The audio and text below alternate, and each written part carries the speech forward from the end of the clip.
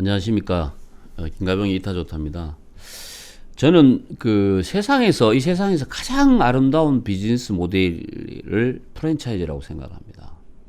왜 아름답냐? 근데 보십시오. 우리나라 프랜차이즈가 아름다운 비즈니스 모델로 봐지는 경우가 잘 없잖아요. 왜 아름다운 모델이냐 하면, 여러분 보세요. 성공을 하지 않은 사람이 이거 가지고 창업을 하면 성공할 수 있다고 이야기를 하면 그거는 문제 있는 거죠. 다시 말씀드리면 내가 어떤 장사를 해가지고 돈을 많이 벌었어요. 지금도 장사 잘 돼요. 근데 이거를 누가 와서, 그 장사 잘 되면 누가 와서 그럽니다. 이거 나도 좀 할 수 없을까요? 그러면 그걸 하게 해주는 경우도 있고 안 해주는 경우도 있죠. 대부분 잘 안 해주죠. 그런데 하게 해주는데 그냥 해주기 하니까 일정한 비용을 받고 해줘요. 이건 다시 말씀드리면 내가 성공한 경험과 노하우를 공유를 하는 거잖아요. 다른 사람한테. 이거 쉬운 일 아니거든요. 쉬운 일 아니에요. 원래 순수한 마음은 프랜차이즈는 그렇게 성장해 나가는 거예요. 이렇게. 그래서 제대로 된 프랜차이즈는 내가 성공한 이 경험과 노하우를 그대로 저 사람이 따라 할 수 있는 어떤 역량이나 자세가 돼 있느냐를 보는 거죠. 보는 거죠. 그래서 프랜차이즈는 보통 있잖아요. 복제가 가능해야 된다고 보거든요. 성공한 경험 노하우가 있는데 여러 가지 요소가 있겠죠. 그중에 제가 네 가지로 추려서 말씀드리면, 우선은 상품이 복제가 가능해야 돼요. 다시 말씀드리면 저 집에서 파는 거하고 본점에서 파는 거하고 가맹점에서 파는 게 다르면 이건 문제가 심각해지죠. 그죠? 두 번째는 파는 상권이 같아야 돼요. 시장이 같아야 된다는 이야기예요. 시장이. 예를 들어서 본점이 아파트 상권에서 성공을 했으면 그러면 당연히 가맹점도 아파트 상권이 주 상권이 돼야 된다는 이야기예요. 세 번째는 운영 방법입니다. 운영 방법. 이게 같으면 이거는 충분히 교육을 통해서 가능하죠. 네 번째 가장 중요한데 뭐냐면은 운영자가 같아야 됩니다. 다시 말씀드리면 본점 사장이 하고 가맹점 사장이 생각과 이 업에 대한 자세나 이런 것들이 비슷하지 않으면은 다시 다른 길로 가게 돼 있어요. 이렇게. 그럼 거꾸로 이야기하면 내가 프랜차이즈 본사 사장이 되는데 가맹 사업을 하려고 하면 예비 창업자가 왔어요. 가맹점주가 왔어요. 저분의 성향을 파악을 해야 됩니까? 안 해야 됩니까? 해야 되겠죠. 본인이 그러면 내가 김밥 장사해가 돈 벌었으면은 저 사람이 김밥 장사해가 김밥 장사 할 만한 사람인가 아닌가를 내가 알아야 됩니까? 몰라야 됩니까? 알아야죠. 그걸 모르면 가맹 사업 하면 안 되죠. 가맹 사업 하면 안 돼요. 그런데 왜 하느냐? 돈 때문에 그렇죠. 이놈은 돈 때문에 내가 미치겠습니다.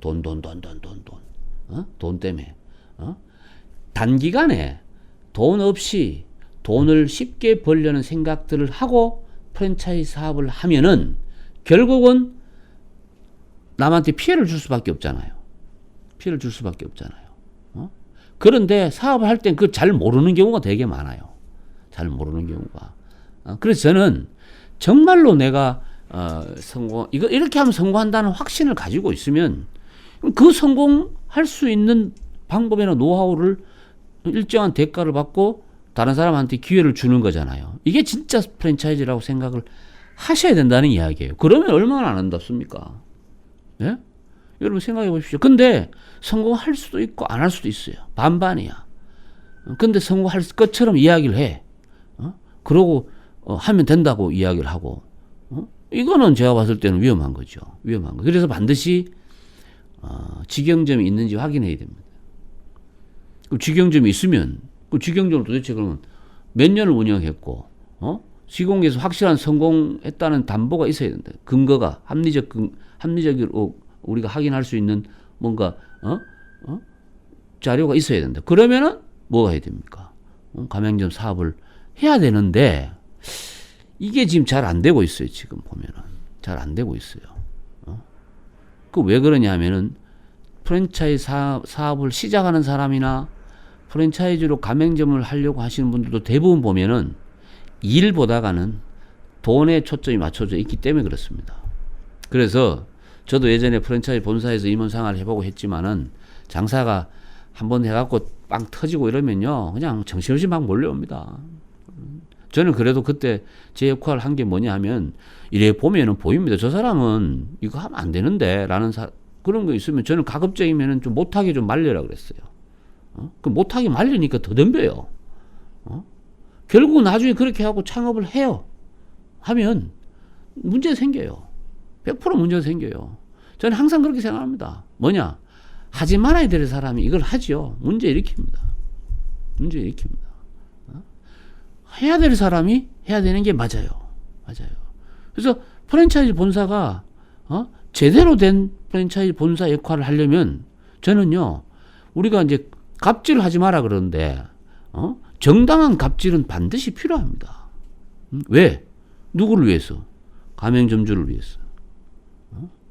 그게 필요하다는 거죠. 이걸 아셔야 돼요. 그래서 기본적으로 우리가 보세요. 복제가 가능한 상품을 가지고 그다음에 아니 뭐 동일한 상권에서 동일한 방법으로 유사한 운영자가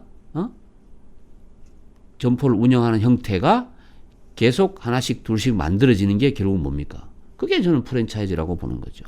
프랜차이즈라고 보는 거죠. 이것을 시스템화하고 그다음에 여러 가지로 뭐 운영자가 철학을 갖고 있고 이러면 이 딴 데 신경 쓸 겨를이 없거든요. 겨를이 없어요.